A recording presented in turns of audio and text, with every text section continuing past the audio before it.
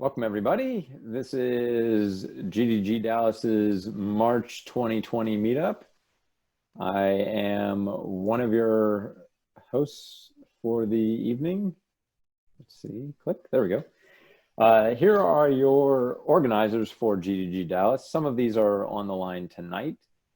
Stacy's here, and I am here. I believe Jacob, Jennifer, and Joaquin are all unable to make it, but you can reach them through other channels through Meetup, or there'll be some things later. I want to mention our sponsor for the evening. I was thinking, well, we're using the Zoom from Bottle Rocket, which is part of the Ogilvy network. That's why it's a ogilvy.zoom URL. But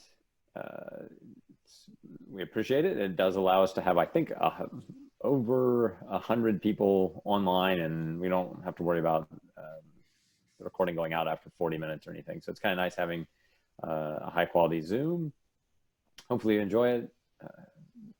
This is our first time trying it for a meetup, so we appreciate feedback that you might. We do have a Slack group, and this can be shared in the chat, or like I'll get this shared in the chat for anybody on the Zoom. You can connect to it's ggdallas.slack.com. We'll be trying to post more things in there about events that we're doing, and obviously last minute notifications and any sort of discussion in there. There was some nice little discussion tonight of like, hey, why are we using Zoom and things like that. And if you need an invite, or you'll probably need an invite to join, and so you can do that through ggdallas.invite.heroku app. And now our feature presentation. I'll let Doug do his own introductions and introduce it, but everyone can welcome Doug either through audible claps or by, if you can figure out the little emoji thing, you can do the little applause there. So take it away, Doug. My name is Doug, as you know. This is my first time doing a talk over video. I've done tons of talks live, so I'm totally used to that. I've never done anything like this before. So I'm a little concerned about how it's going to go. You know, one thing as a speaker, one of the things I like to do is when you see people get up and leave from your talk, that's your opportunity to silently judge them, because they're terrible people, of course. Now, I can't see you all coming and going, so I don't know if anyone's getting up and leaving during my talk, but I will say as a speaker, judging someone is a great way to avoid the pain of rejection. So just leave that out there as a pro tip for future speakers. Now, you might be thinking, I don't know how many talks you've consumed over a format like this. You might be thinking, okay, I see this guy in front of me. Is he appropriately dressed? Is he even wearing pants? You know what? I'm not going to say. I'm going to make you guess. Throughout this whole talk, you will not know if I'm wearing pants. Although at the end of this, I will debrief.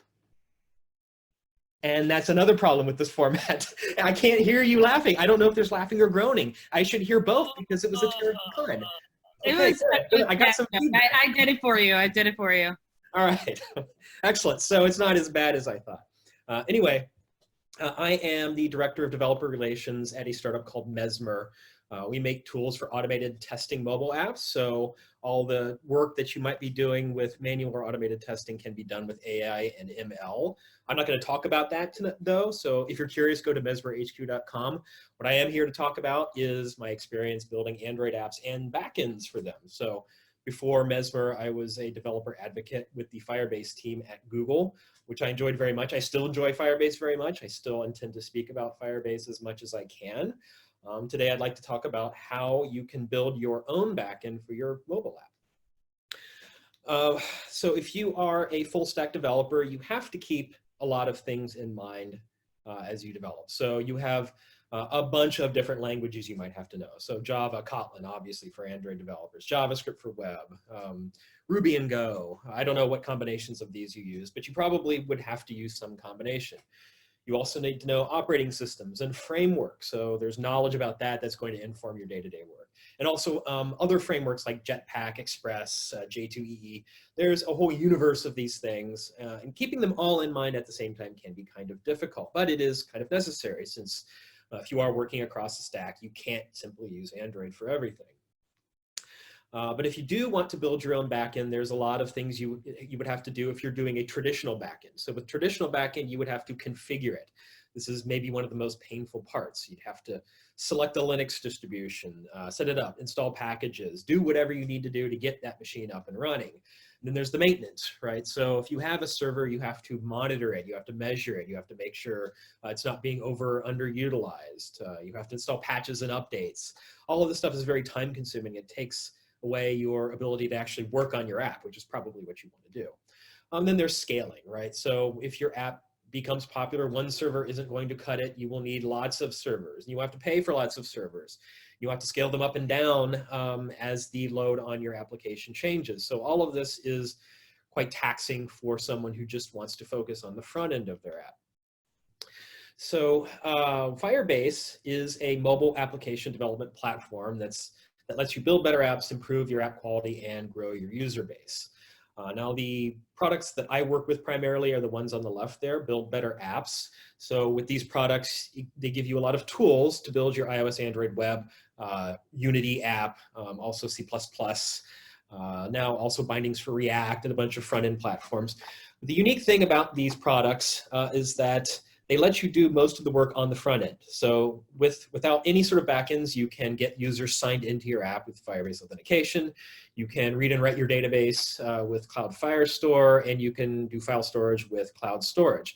Now, the unique thing about these is that they are all directly invoked from the client. So you don't need a backend to work with these. You write code in your app to do all of these things without any sort of backend support. However, at some point, that doesn't cut it. At some point, you're going to need to do a backend for things like payment processing. You probably don't want to have all of the logic of your payment processing in the app. You don't want to trust the client code at all. So if your client code gets compromised, the prices of your items might get compromised. You would not want that at all. Also, game logic. Some of it should not be in your front end. This would allow people to cheat, right? Change the logic, change the scores, change whatever they do. So you probably want to put that safe and secure on a backend. Also, data validation. You should never trust data coming from the client, especially considering the client might be compromised. So all of that should be done on a backend.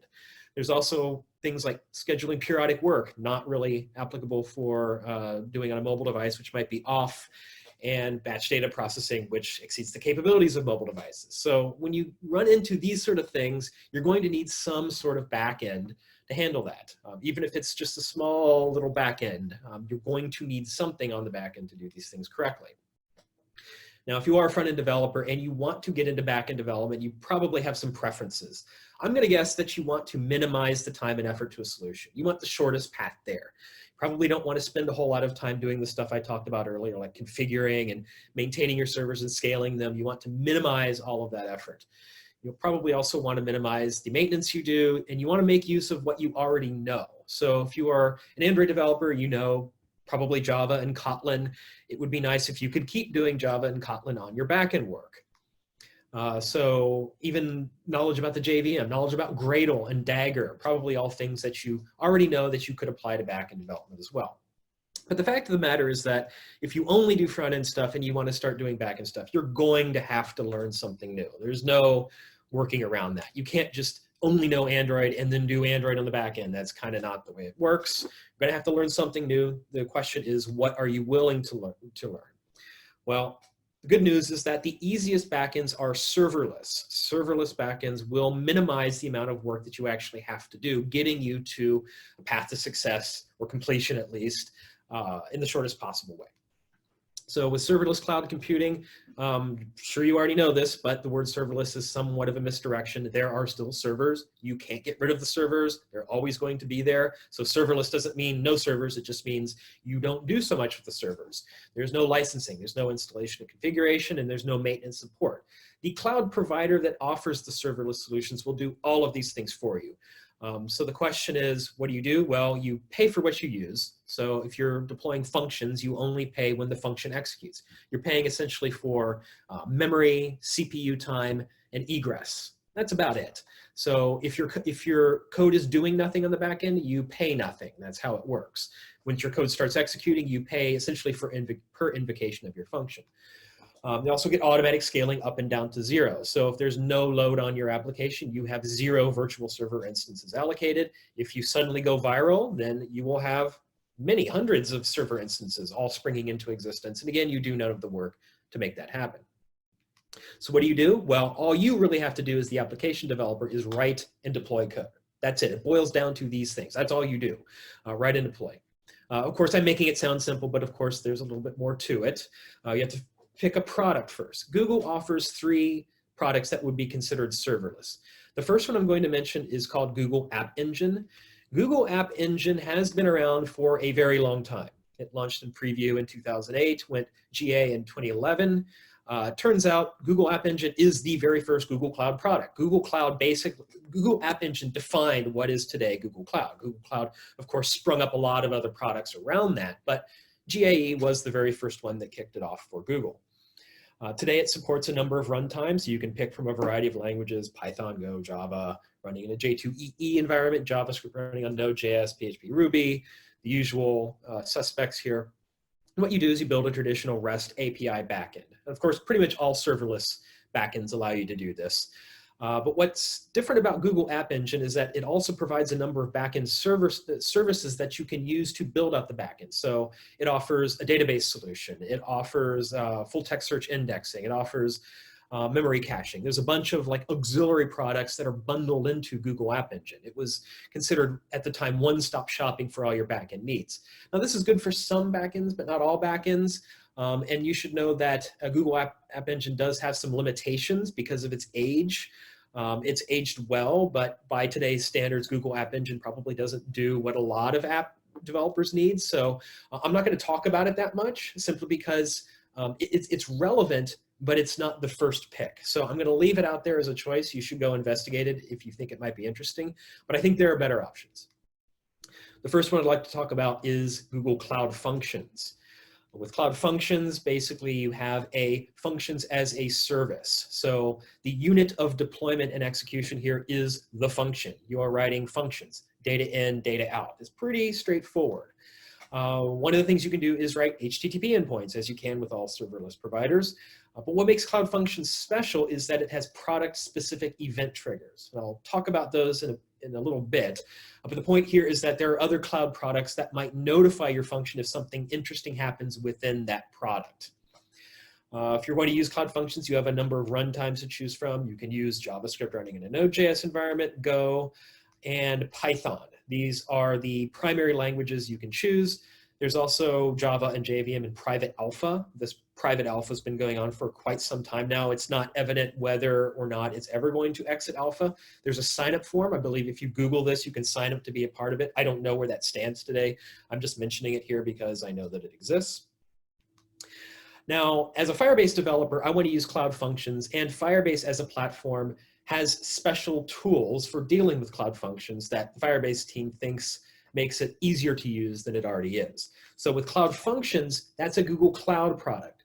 Firebase adds tools and APIs to that. The Cloud Functions core product doesn't change. It's just the way you interact with it changes if you're coming from a Firebase perspective like I do. So what Firebase provides is a special CLI, the option to use JavaScript or TypeScript running in a Node.js environment. This is what you get. You can't choose the other languages. Firebase doesn't have anything to say about Python or Go or the other choices. Right now, the Firebase team is opinionated, saying, look, this is what we think you should do, write JavaScript and TypeScript. Personally, I talk about TypeScript a lot. I'll say more about that later. But you might be thinking, okay, I'm an Android developer. I do Java or I do Kotlin, and I don't want to learn a new language. That's overhead I don't want to take.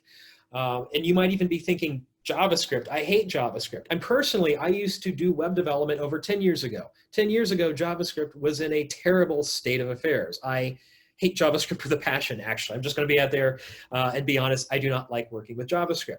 But TypeScript is a better JavaScript. So the way TypeScript works is it is a strict superset of JavaScript. So every valid JavaScript program is also a valid TypeScript program. But TypeScript adds language features that make JavaScript actually pleasurable to work with. What you get if you choose TypeScript over JavaScript is you get a sophisticated static typing system. This is my big gripe about JavaScript. The more code you write, the harder it is to track because you don't have the types of everything right there on the screen. Even when you're debugging, you don't necessarily even have a notion of what is this, a string, an integer, an object, what is it? We don't know until you run the code and it crashes because it wasn't what you expected. So TypeScript solves some of that. You also get generics. So everyone here should know every Android developer here should know about generics. You get generics with TypeScript. So now all your collections are strongly typed. You also get interfaces, which let you define the shape of an object, which is always very handy. You also get nullability guards. This is huge. JavaScript has undefined and null. Of course, if you try to call a method on undefined or null, it's just like in Java. It's terrible. Kotlin gives you nullability guards. So does TypeScript. Use them. There's also community support for existing JavaScript modules. So many JavaScript module providers also provide TypeScript bindings where they declare the types of the API objects that you use. Now, if a JavaScript library you like doesn't provide its own TypeScript bindings, the community takes it on their own to create those type bindings for you, and that's part of a project called Definitely Typed. So if you're working with a JavaScript module and you don't have types available, go look and see if someone made the types for you. So here's what a Java class looks like. And just to compare the different languages we're talking about. This is Java, pretty straightforward, a rectangle class with some public final members, a constructor, and a method, pretty straightforward. Here's what that looks like in TypeScript. TypeScript is basically line by line, nearly equivalent. Of course, the string or the types are showing up after the variables, which is kind of like how Kotlin does. There's still constructors, there's still methods. Pretty straightforward to skip from one to the other. Now, I'm oversimplifying it a little bit, but the way you interact with TypeScript is really a lot the way you work with Java or Kotlin. If you want to make use of this rectangle object, here's a doStuff method that news up a rectangle, builds a string from its contents, and prints it out. The equivalent TypeScript looks like this. Again, line by line, nearly equivalent. You can still new up objects, build strings. Here we're using string interpolation. I don't know if you can see the little single ticks around that string. That's TypeScript's way of doing string interpolation. And of course, Kotlin, if you're using that, makes everything shorter, right? So if you're using Kotlin, that whole class boils down to this one 4-line, 5-line class here, and doStuff, again, looks the same. It also has string interpolation, so you can see in the double quotes, you can see that label and area are being used inside the string. So really, to me, TypeScript is not that much of a leap if you're already familiar with Java and Kotlin. And what makes it even more pleasant to work with is the IDE that a lot of people use. So Microsoft makes an IDE called VS Code, Visual Studio Code, and it looks and feels a lot like Android Studio. You see that you have your list of files and modules on the left, an outline that shows the structure of your code and the code in a tab. Now, what you can see here is at the very last line of code, I've typed await snapshot.ref dot. You can see that it's popped up completions. Since TypeScript knows the shapes of all the objects you work with, it can do autocomplete, which you should demand in your IDE, as you already know if you're an Android Studio or IntelliJ user. This is great. Let's say we choose the update method. Now what it's showing is another box saying how to use the update method. So what arguments does it take? What's the documentation? This is TypeDoc. It works a lot like JavaDoc. So all the tools that you're already used to with Android Studio and IntelliJ work very similarly in the TypeScript world. So I love working with TypeScript because it makes me feel like I'm in the same IDE that I work with when I do Android development. So if you want to use Cloud Functions to build an HTTP endpoint, let's just assume that we've chosen TypeScript as our programming language. If you want to build an HTTP function, here's some things to know about HTTP functions.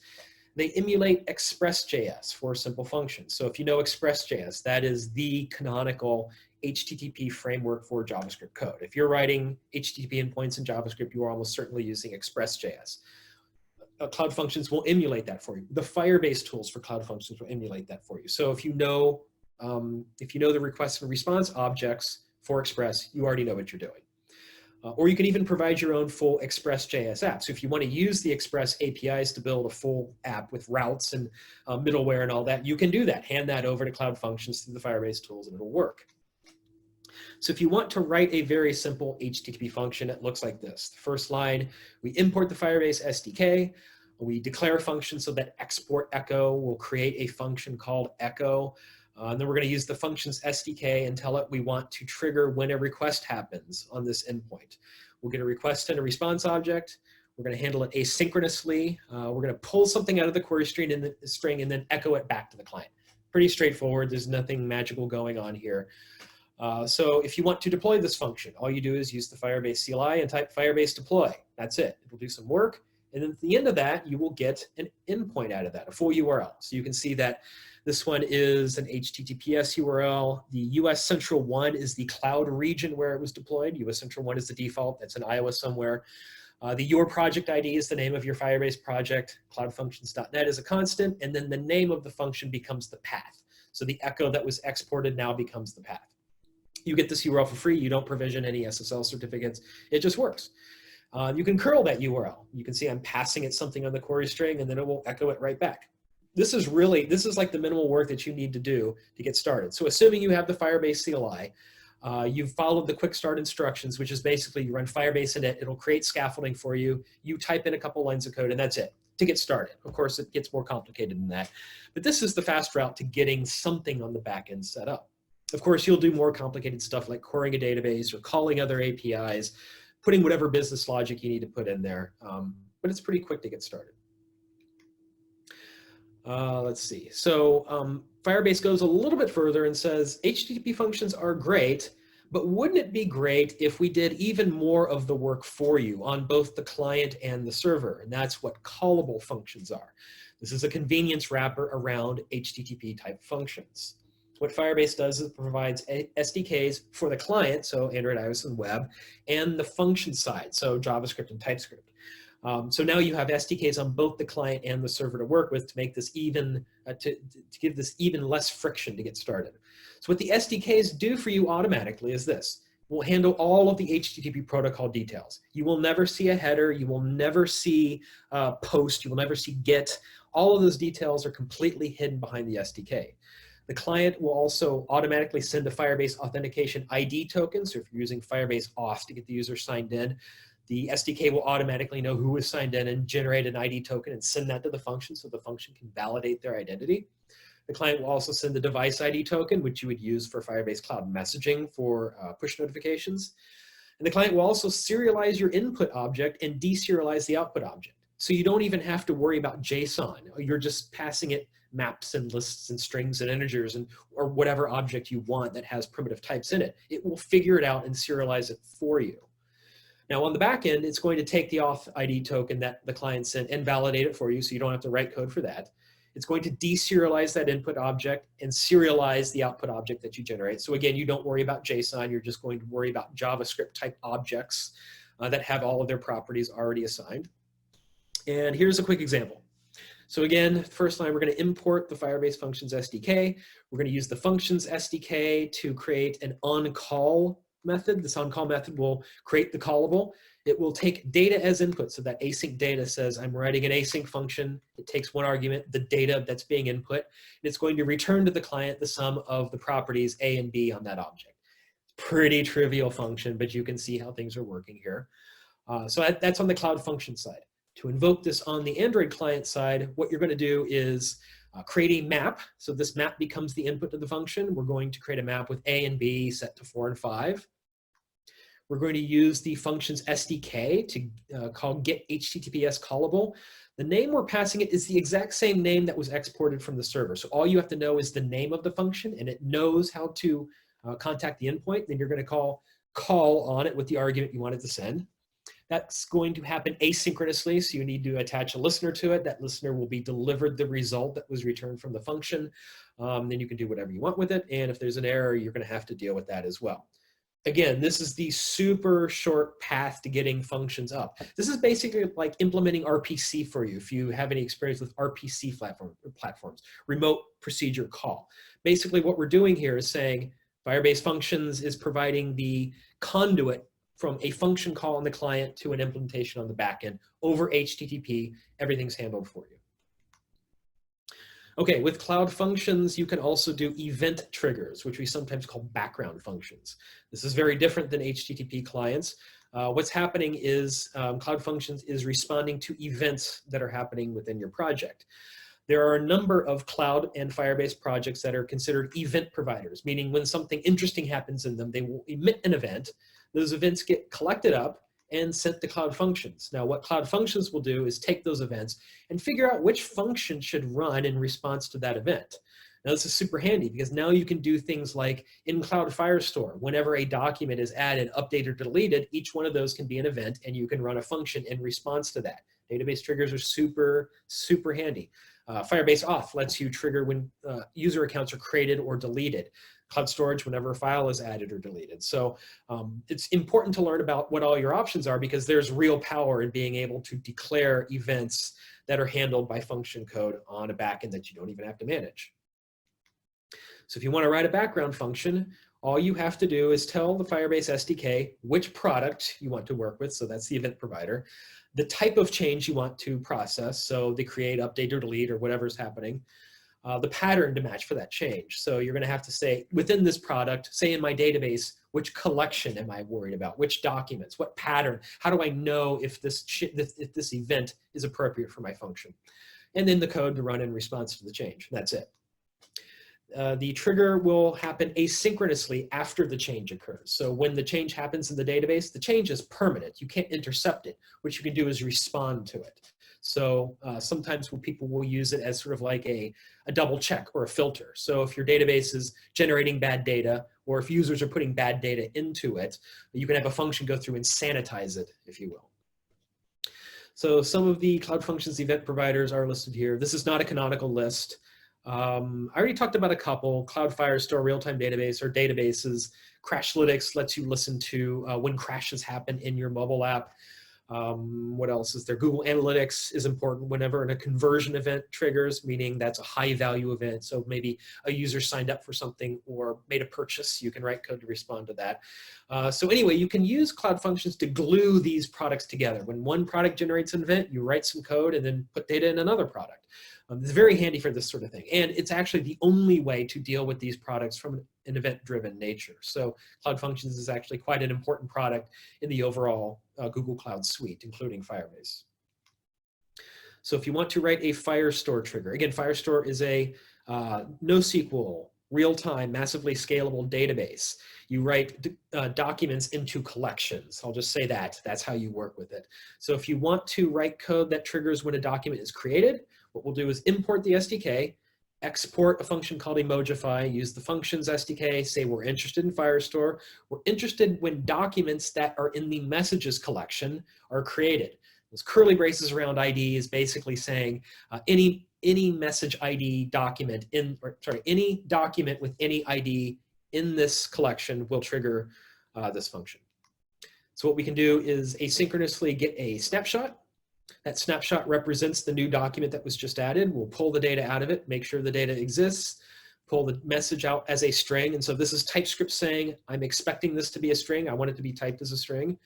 And then what we can do is replace all instances of the string cat with a cat emoji. I know what you're thinking. This is very useful stuff, right? I've always wanted to replace cat with a cat emoji and then write it back to the document, right? And in case you're thinking about this at home, like, oh, this is fun. Well, it's fun for the word cat, but it's not fun for things like the word catatonic or catapult or Catalonia. I don't know. Be careful. Don't use this function really. This is just an example of something you can do with Firestore. Now notice here, I've highlighted the keywords async and await. It's very, very important to know that this is TypeScript's way of JavaScript's way of doing asynchronous programming. What's hidden from display here is the use of promises. So that snapshot.update.ref returns a promise, which if you're familiar with Java is like a future, or other languages, I'm trying to think of what the other, or in Kotlin, it's kind of like a deferrable. So if you're used to working with coroutines, this is very similar to coroutines. So async declares kind of a new, it's like launch in Kotlin, where you're saying, I'm going to return a promise. You should wait for the promise to return before I'm done. Await says, I see you just gave me a promise. I'm going to hold on a bit until that asynchronous work is done and then return my result to the function. So this is one of the things you will have to learn. In fact, I'm very active on Stack Overflow. I've answered probably most of the questions about Cloud Functions.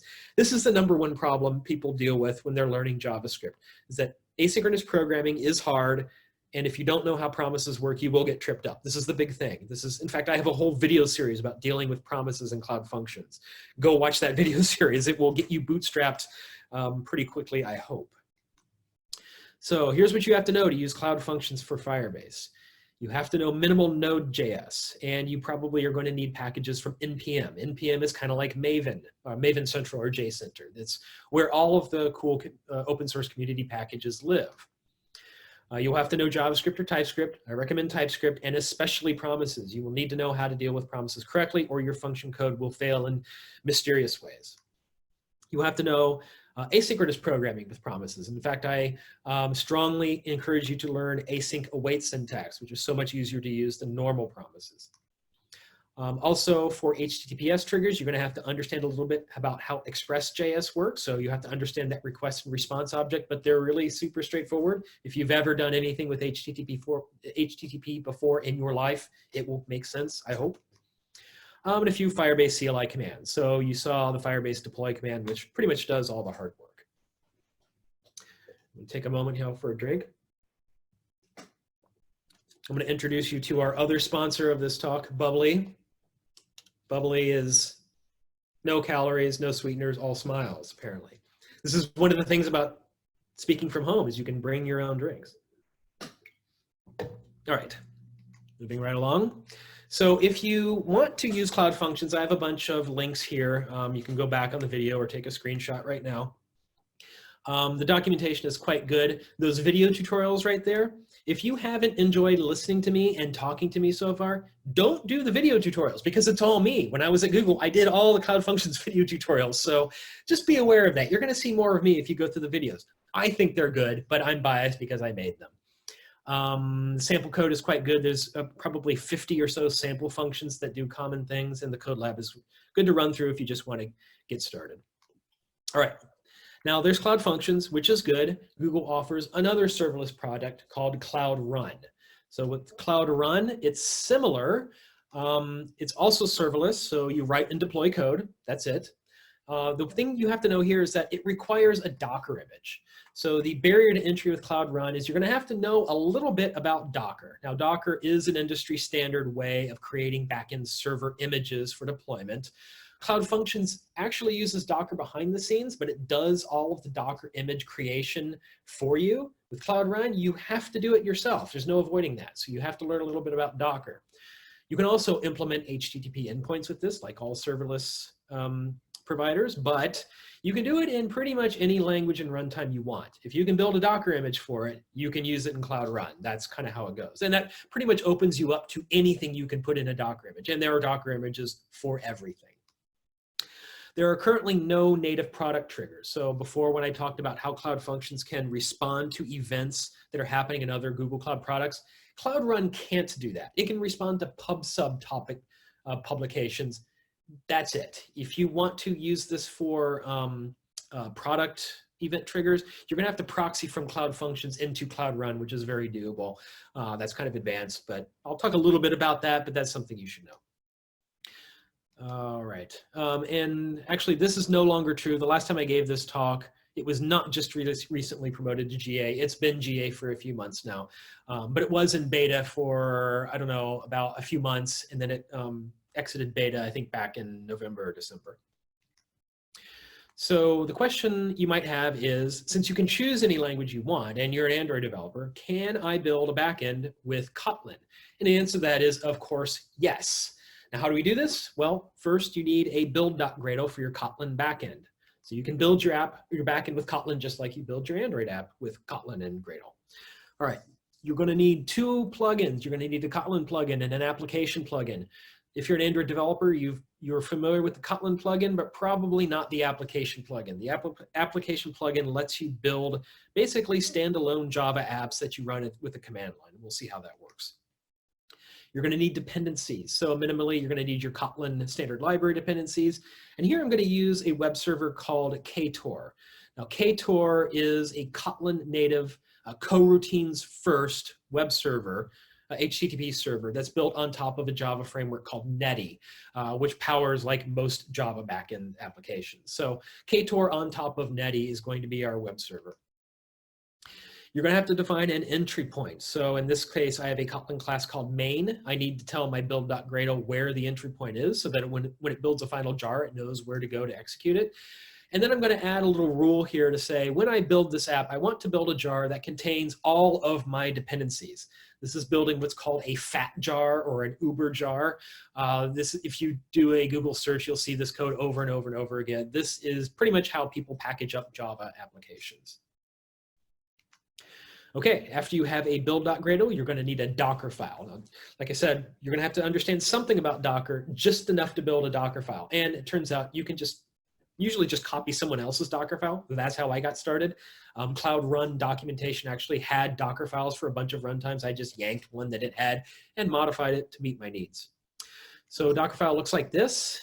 This is actually a two-stage build. With Docker, you can actually build an image that turns around and builds another image. That's what we're going to do here. So the first thing I'm going to do is get a Docker image for Gradle. Gradle has its own Docker image. When we say from Gradle 6.2 as builder, that builder is declaring the stage of the build. This is the build stage of my Docker image. What I'm going to do is copy my build.gradle and all my source into that image. So what we're going to do is take everything from my local file system and put it in the image. We're going to run a Gradle clean build. No daemon just says I don't want to start a background daemon. I just want to run this in the foreground. That's it. You've built your code. Now it's sitting there in that Gradle image waiting for deployment. Then what we're going to do is in stage 2, we're going to build the actual image that gets deployed to Cloud Run. So I want to choose an image that knows how to run Java code. So this one's OpenJDK version 8. There are a lot of different versions of Java images. I think Stretch is one that's kind of slimmed down, meant for serverless use. I don't know, I can't give you any advice on how to choose one, but Stretch seems to be the popular option. Now what we're going to do is copy the files that were built from the builder stage into the image that we're going to deploy. So that copy from builder is saying, reach into home Gradle build libs app.jar, the final uber jar, copy that into my Docker image.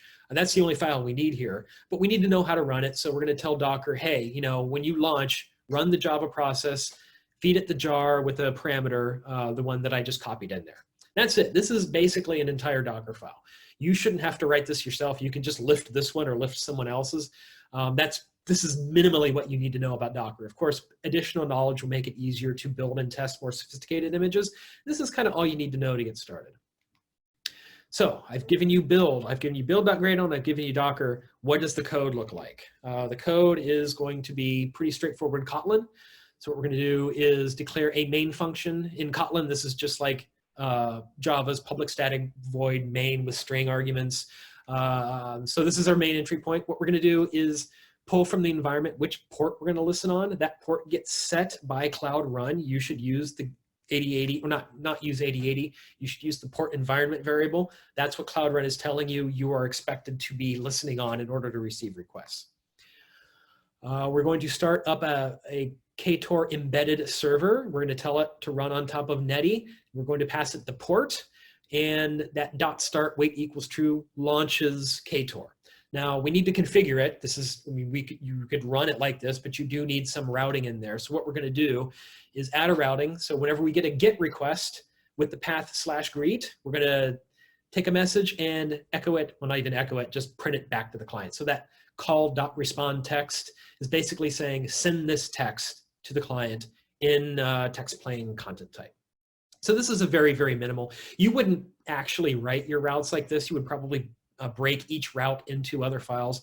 And by the way, everything I'm showing you here is very simplified. I have a full open source repo whose link I will show you at the end of this that gives examples of how to use Cloud Functions and Cloud Run in an actual Android app. So be sure, I'll give you that link at the end for more sophisticated examples.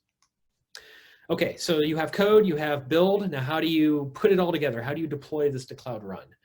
I'm going to show you what basically amounts to is a shell script. So you're going to need 3 pieces of information. Your project ID, that's your project that you created on Google Cloud.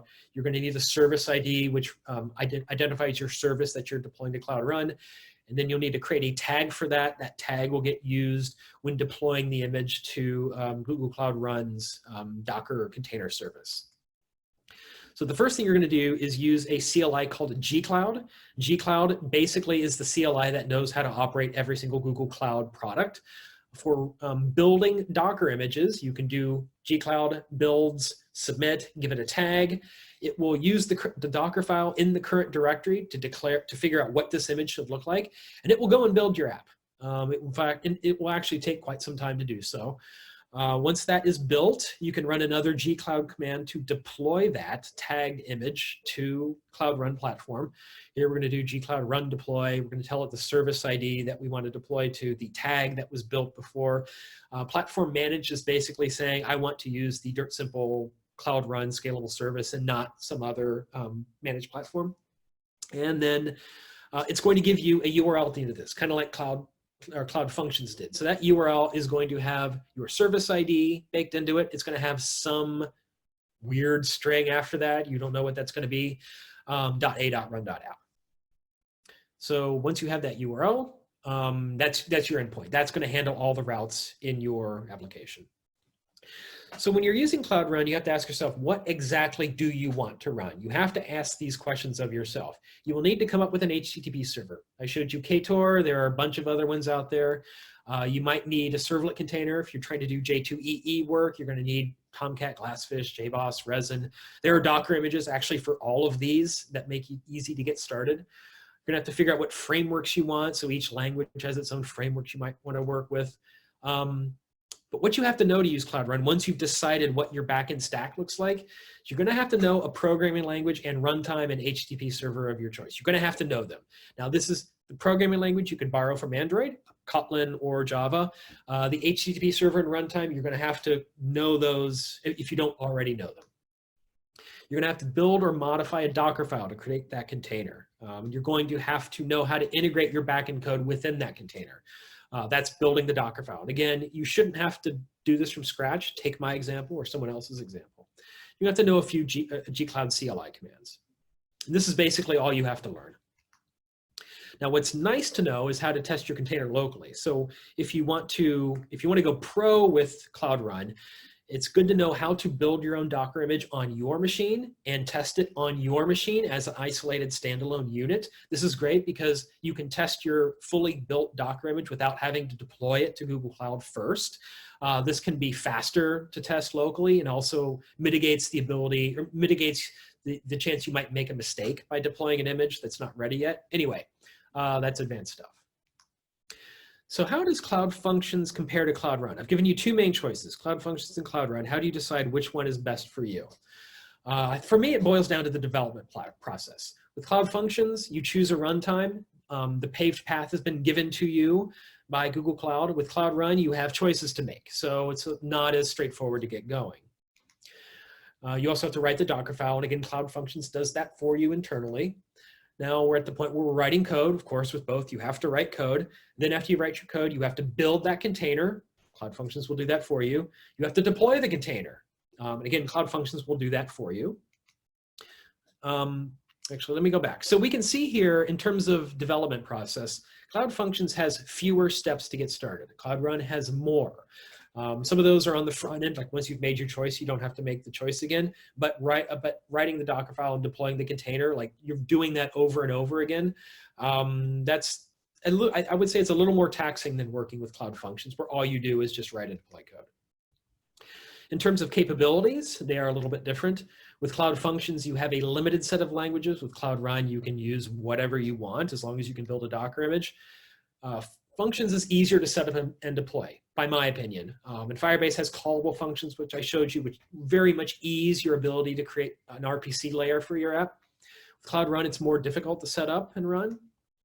With Cloud Functions, you can only deploy your code to Cloud Functions. So if you're working with Cloud Functions, you are not migrating to another cloud.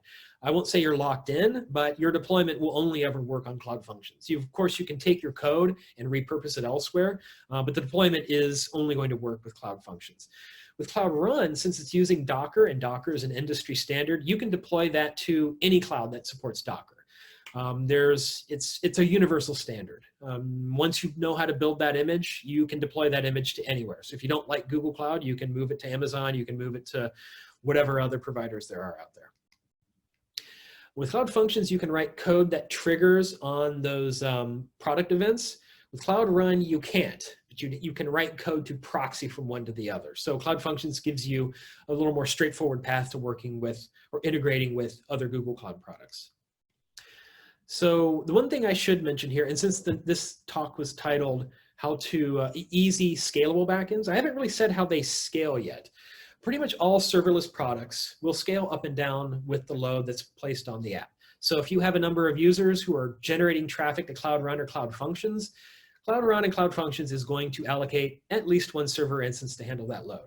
Now internally, if it gets to the point where it sees that that one server instance cannot keep up with the load, what it will do is scale up automatically. Those new virtual server instances will be created in response to the load. In fact, it will keep doing this as far as necessary. With Cloud Functions background functions, it will allocate up to 1,000 virtual server images per function. So I don't know about you, 1,000 server instances, even commodity virtualized server instances is like more than enough. So I've never heard of anyone outscaling either of these products. I think Cloud Run scales better than Cloud Functions in general because it makes better use of each server instance. So with Cloud Functions, each server instance only handles one request at a time. The requests are serialized coming into Cloud Functions. With Cloud Run, actually it's handling requests in parallel. So your virtual instance is actually doing more work for less build CPU time. So that's actually kind of valuable. All right, and as your users fall off, the server instances will fall off with them, and you don't have to do anything to make that happen. So you're thinking, wow, serverless, this is great. Everyone should go serverless. I think everyone should go serverless if it works for them, but it doesn't work for every case. You should not use serverless if you have jobs that require much time, CPU, and memory. With Cloud Functions and Cloud Run, you are limited to a certain number of minutes per function invocation. With Cloud Functions, it's like 9 minutes. I think with Cloud Run, it's 12 minutes. Either way, you are limited to the amount of time you can spend in one function invocation. There's also limited amounts of memory and CPU that you can configure. Like even the beefiest Cloud Functions server instance only has something like 2 gigabytes of memory, and I can't remember, the memory is matched with the CPU class. So when you change the memory, you're also changing the CPU class. So the server instances don't get that beefy. They're meant for short units of work that have to get in and get out quickly. You should not use either of these for jobs that require local storage. So if you're going to try to do something like video editing where you're trying to stitch together a bunch of large files, serverless might not be a good job for that because everything happens in memory. There is no local storage in either Cloud Functions or Cloud Run. In fact, with Cloud Functions, there is local temp space, but that temp space is backed by memory. So if you write a temp file, you're actually consuming memory when you do that. So you can't work with really big files in memory when you use these serverless options. If you need to do any socket I/O, if you want to do something like WebSockets where you keep a socket open persistently, that's not going to work with serverless either. As I said, the function invocation can only last 9 minutes with Cloud Functions, and it will cut you off at the end of that. So you can't keep a socket open and running and talk back and forth over it. In fact, you can't even stream into that socket. You can only write 10 megabytes of data into a Cloud Function or Cloud Run instance, and you can only write back 10 megabytes. So if you need something that does more than that 10 megabyte I/O, serverless is not going to work for you. That just would not scale. And here's the URL for seeing some examples. I just opened this up to the public today. I've been working on it for about a month now. I think the examples in here are fairly straightforward. There's an example of a callable function in an Android app that invokes that. There's also an example of a Cloud Run with several endpoints. One of them is actually using Cloud Firestore on the backend to query a document, and again, calling that from the Android app as well. The Android app is Kotlin, coroutines, jetpacks, a live data view model, fragments, all the stuff that you're supposed to do, the Google approved way of doing Android development. So I think it's a pretty clean example. You should be able to clone the repo. And if you have enough knowledge to get Cloud Functions and Cloud Run up and running, you should just be able to build and deploy those to see how they work for yourself. Oh, and another thing, Cloud Functions, you can actually get started for free without providing a credit card. There is a fully free tier. The free tier is rather generous. It's something like 2 million function invocations per month. So you can build out your app in a test environment without even providing a credit card. Cloud Run is a little bit different. There is a free tier, but you will need to provide a bank account or credit card to get started. Now, practically speaking, if you're just toying around with it, you won't actually incur any billing. If you're really a heavy tester, you might incur a couple cents of billing, but the products are, the free tier is generous, we'll just say. There's no reason not to get started and playing around with it. And that's all I have. Does anyone have any questions? I tried bringing up that URL just now, and it's giving me a 404. It doesn't show up as one of your you know what? repositories. I probably didn't make it public. I can do that, like Real time. Let's see. One of these.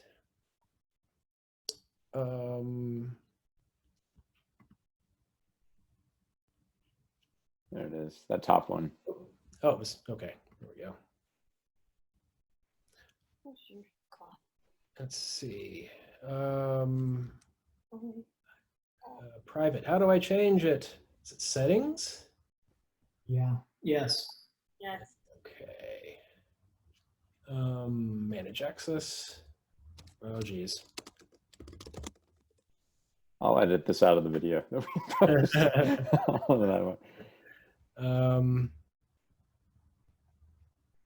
Manage. Make public. I'm not going to type that. That's stupid. All right, it's public. Thank you. Confirm, that does load up now. Thank you very much, Doug. Instantaneous. Yep. That's the good thing about this, is that I'm right here in front of my computer. Well, actually, if I'm doing public speaking, I could have done the same, but yeah. Yeah, but yeah. We did get one question from a core war. I don't know. Do you want to go live and ask? Yes. Hi, this is Akshita, and I just had a question to see if there are any commercial applications that use serverless backend, or do they usually stick to the one, or do they design their own backend for applications? Yeah, in fact, serverless, a lot of companies are moving towards serverless. It's increasingly popular. Now, the question is, if you, like I said, serverless is not good for some situations, and I listed them out. If your app or product needs something more complicated than what Cloud Functions or Cloud Run offers, you wouldn't use it. But fact of the matter is that the moment Cloud Functions launched, we were surprised at how many people were writing analytics triggers. That was like far and away the most popular kind of trigger, which kind of surprised us. We thought it would be database triggers. But it turns out there are a surprising number of use cases that can only be solved by Cloud Functions. Like I said, handling events that come from the individual cloud products. Now, for HTTP endpoints, I don't know. I mean, I think if you go to Firebase and look up case studies, there will be some apps there, and it will say which products they use from that. But there are more than a few. Now, the question is, do very large companies use them? Well, I don't know. Very large companies often invest in their own private cloud, in which case they can't go serverless because their private cloud by necessity has to be their own servers, which they manage on their own. Now, they might be able to spin up their own sort of like serverless offering for internal use, but for app developers who don't want to spend any of that infrastructure, they are going serverless. They just are. It's increasingly popular. So it works like if your application is on a much smaller level and you want to kind of work on the setting up the backend, which can be expensive, right? Yeah, well, it's time consuming and no one wants to do it. So you could, if you do want to set up your own backend, and that's kind of, actually, I run my own for a long time. I ran my own co-located server because there was no serverless offering. And I only ever really had that one server, and I had like little toy apps that used it. Today, I would not do that anymore. I would just go serverless simply because it is incredibly easy. And if I did want to scale up above what one machine can offer, this is really the way to do it. I don't think the size of the app really matters. Like I said, for background functions, they'll scale up to, and again, 1,000 concurrent server images per function that you deploy. To me, that's I won't call that's like nearly massive scalability. There are limits, but the thing is you can get around those limits by sharding your functions. All you need to declare is 2 functions, function 1 and function 2, and have them split the load, and now you've doubled your capacity. So I haven't heard of anyone not choosing or avoiding the serverless option for scaling reasons. What they're opting into it for ease of use and management. Okay, thank you. I can also say that having worked at some big companies, Firebase gets used a lot of times and Cloud Functions for prototyping purposes. And then that JavaScript code can be reused quite easily, other than some of the deployment code, logically at least. Yeah, it's good for prototype. Though to be clear, there are a lot of shipping applications that use it, and they'll use it in kind of surprising ways, or not even really surprising. Here's a very common use case, which if you go to the sample code link that I gave, or not this one, but on a prior slide, one of the most common use cases is when I write to a document in Firestore, turn around and send a cloud message to my app to ping it. This is extremely common. You can only do that in Cloud Functions. There's no other way unless you want to set up a backend that's constantly listening to all the documents in your database. Like that sort of thing, you kind of have to go serverless with that. That was a very hard thing to implement on your own before serverless came around and function triggers came around. So it's not even prototyping. There's like hard business needs for these kind of products to get glued together in this way. Also, if you so with Cloud Run, I showed you the command line to say -- platform managed. That's Google's own managed platform. If you're, I think there's another deployment platform called Anthos, and I believe Cloud Run can deploy to an Anthos cluster. Now I'm starting to use words that I don't fully understand because I'm not that deep into cloud, but I know that there are aspects to Cloud Run that let it that let it deploy on more sophisticated clouds rather than sort of like the basic tier, which does scale quite well. But if you have more sophisticated needs, Cloud Run addresses those.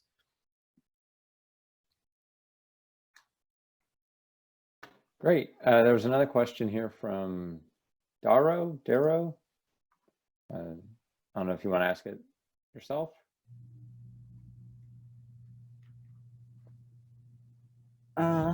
I have a question because right now I'm thinking about how to build the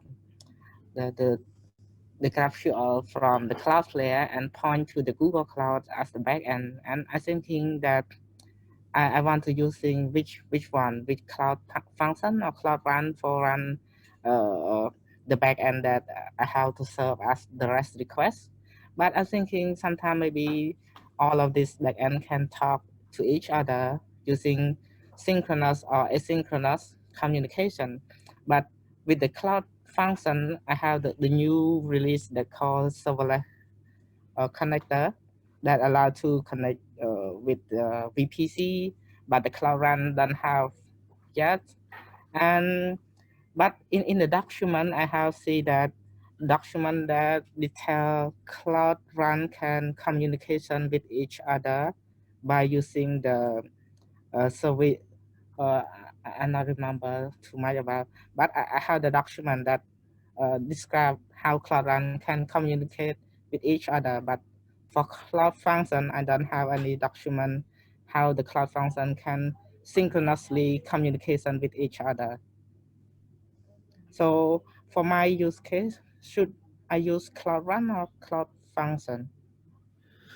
So I'm not sure I fully understood your use case. Are you talking about you want one endpoint to communicate directly to another endpoint within the same deployment?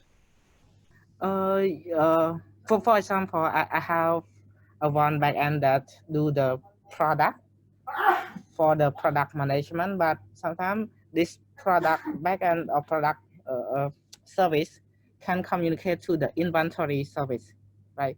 So this is, I'm thinking that I need to deploy one service for the product and one service for inventory. So this is, should be communication by maybe synchronously with each other.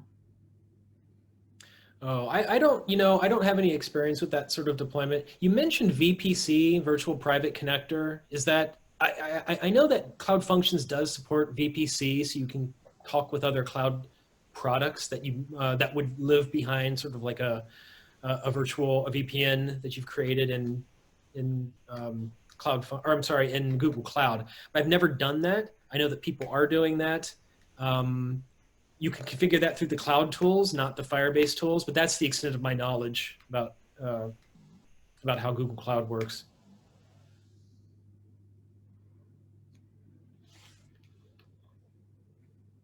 Okay. Sorry, I couldn't be of more help. I'm mostly concerned about how to provide a backend for my mobile app in a pretty straightforward manner. I've never had any sort of like massively complex cloud needs as an individual because Firebase mostly targets app developers and not like infrastructure, people who are trying to build out their infrastructure, like massive infrastructure on Google Cloud.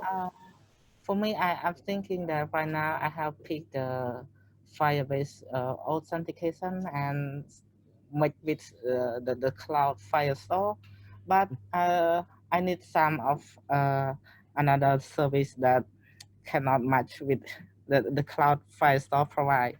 So I have some to backend to do the business logic. That's why I'm thinking that I have to make with the cloud Firestore and the backend that maybe run on the cloud run and or the cloud function. Well, you can certainly query Firestore from both Cloud Functions and Cloud Functions and Cloud Run. In fact, my Cloud Run example actually, if you look at my code, I have one Cloud Run route that goes off, uses the Firebase admin SDK to query Cloud Firestore and return the contents of a document. That's straightforward. You don't need any configuration for that. You can do the same in Cloud Functions as well. In fact, the sample code link that I showed earlier will have tons of examples of querying Firestore from within Cloud Functions. So I don't think you'll have any problems there. Okay, yeah, I will try and check it out. Cool. We had so far one last question from Doug. Doug, did you want to ask this? Oh, wait, questions from me? No, sorry. There's someone, someone watching also named Doug. Oh, okay. Sorry. Yeah, I was wondering, like if you're someone who has to work on like, I don't know, like HIPAA compliant stuff or or stuff that's working with like government services, or maybe just like have a client that's, that's really like secretive and wants to protect their IP and stuff. Like, are you by using these products, are you, I mean, I assume that like Google gets to, kind of like analyze like, the contents of like what you're building and like who's using it. Are there like, what are your, to what extent, is this kind of like private? And well, so Google doesn't ever at all look at the contents of any deployed database or code. Like I can only assume that if that were to ever happen, that someone would get on the line and tell them they have express permission to do so.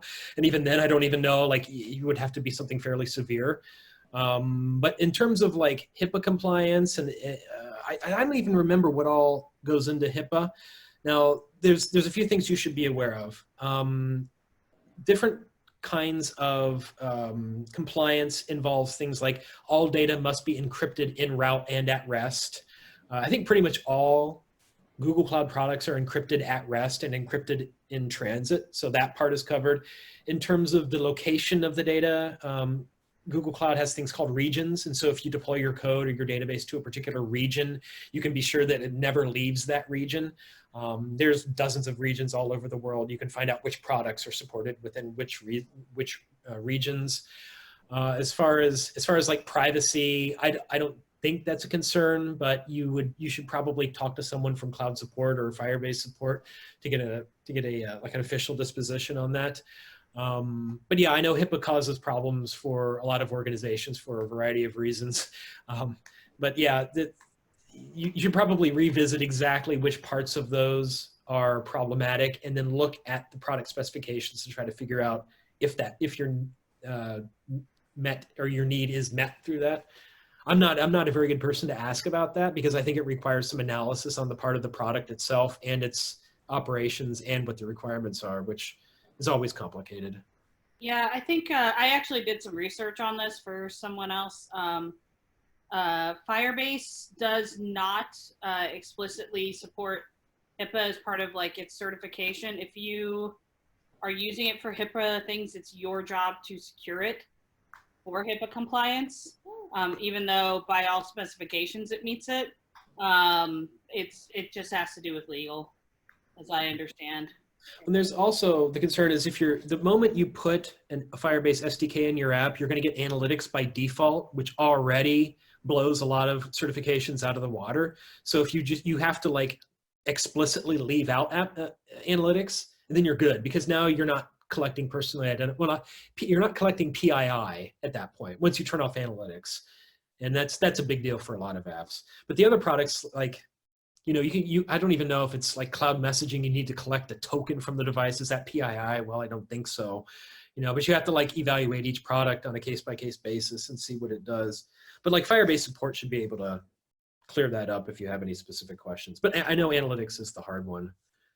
But you would get by that by doing Cloud Run, correct? Right? Like, because ultimately you're just supplying a Docker image that runs. Well, the question is, what do you collect on the device to invoke it? I mean, just putting an image on Cloud Run in the region that's where it's run and only ever accessing data that's within that same region, like that might be good enough. I mean, I don't know. It needs to be like analyzed. That's the problem. The entire, like holistically, it's not. We can't say Cloud Run is HIPAA compliant or Cloud Firestore is HIPAA compliant. Like that's a little too simplistic of a statement to make.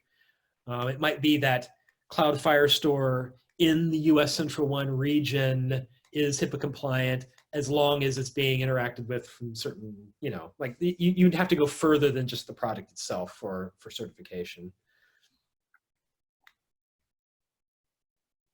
Very cool. Thank you. Does that answer your question, Doug? Enough. Okay.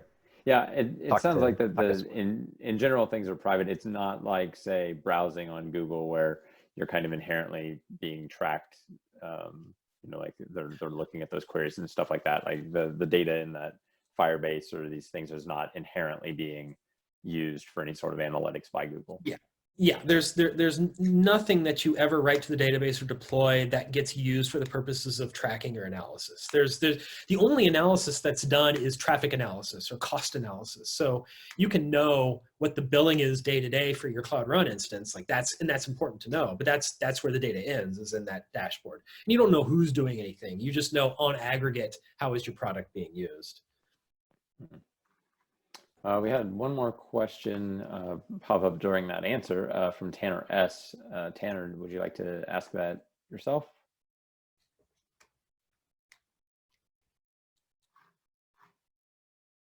Sorry, took me a minute to figure out how to unmute this thing. Yeah. So my question might be kind of convoluted, and it might just be me overthinking things because I'm on very little sleep right now, but it looks like serverless is pretty good for some very kind of like small functionality, nothing really large, right? So let's say you're designing an app and you decide to, use serverless, and you later on, sometime down the line, you start getting requests from a client or something to add these features that are somehow not CPU or RAM. Well, I guess the first part I'm asking is not high CPU or RAM, but let's say that somehow, and this is really bad, you should never do this, but this function was like 1,000 lines of code for this one serverless function. Is that something that's not standard? Like, can functions that people use serverless really get as large as hundreds and hundreds of lines of code just to accomplish one thing? And the second part of this question is like, kind of going back to if you have a serverless functions that are running the backend for your app, and somehow you get a request for something that, as you mentioned earlier, you can't do, like let's say process an image. What do you do then? Do you change your whole backend to use something else, or how would you handle that? So the first question is, your definition of size is not my definition of size. So your definition of size seems to revolve around volume of code. That's almost never going to be an issue. You can deploy gigabytes of code. Like, I don't know what the limit is, but you can, I mean, the volume of code that you put up there is not the issue. The issue is how often and how intensely it gets executed.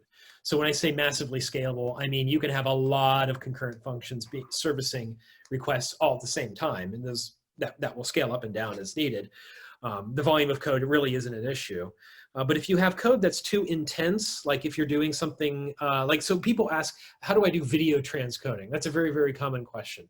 Video transcoding is a very poor choice for serverless because unless you have very tiny little videos, but if you have like a 10-minute video and high quality like HD, you're not going to fit that whole thing in memory. That's just not going to happen.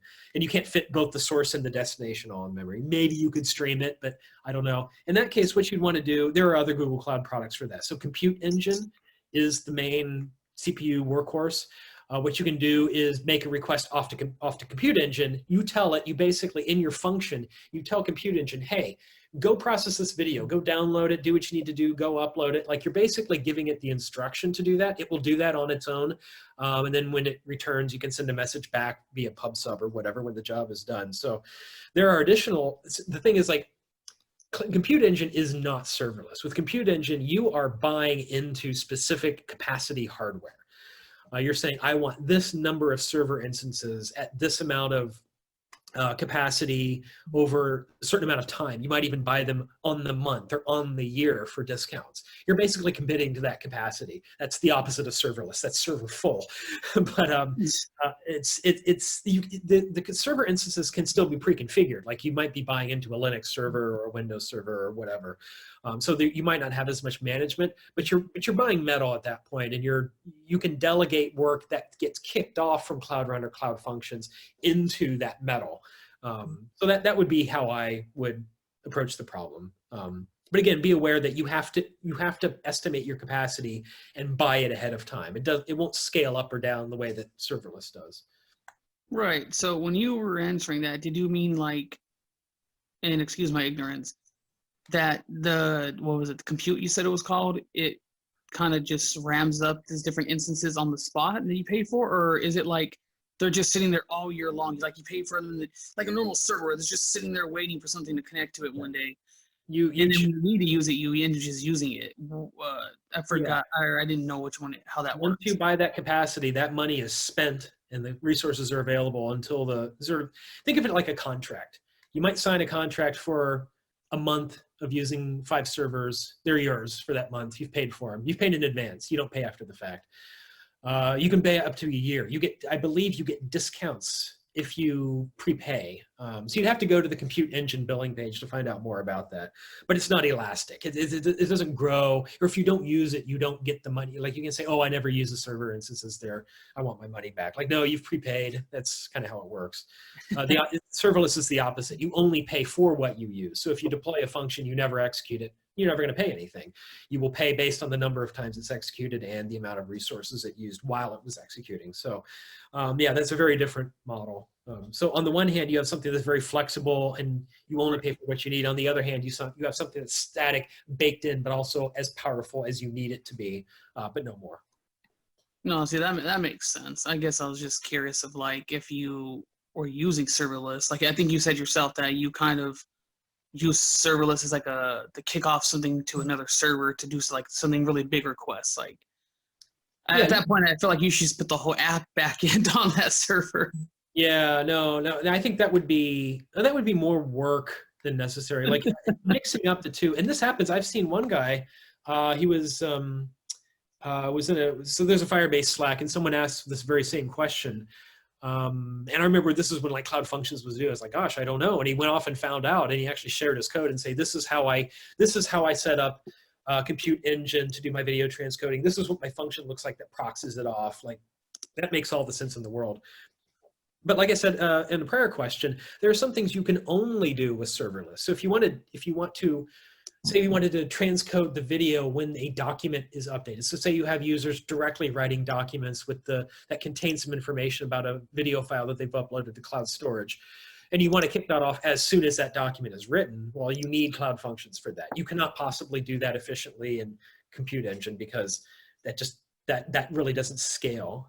You need the flexibility of Cloud Functions to specify what product you're interested in, what type of operation you're interested in, the filter for that type of operation.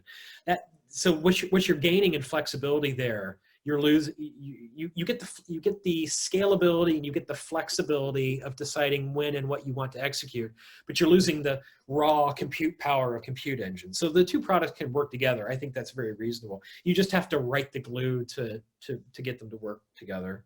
So it's a little extra work, but yeah, no one really migrates from serverless to serverful. If they did, they picked serverless wrong in the first place. That's my opinion. All right, cool. Thank you. They didn't anticipate that they had bigger work to do. Anyway, yeah. Thank you. Mhm. Cool, great discussion. Thanks everybody for coming online and participating tonight. It's great way to do it. It's great that we're able to do this kind of thing. This may be how we do things for just the next little bit, but we may try to do just more of these in general and may try to live stream in more of our events, even the ones where we do have people getting together. So keep an eye out for that. Keep an eye on the meetup page and the Slack channel. And thanks everybody for watching. Yep. Thanks for having me. Bye. Thank you. Bye. Thank you, guys. Thank you.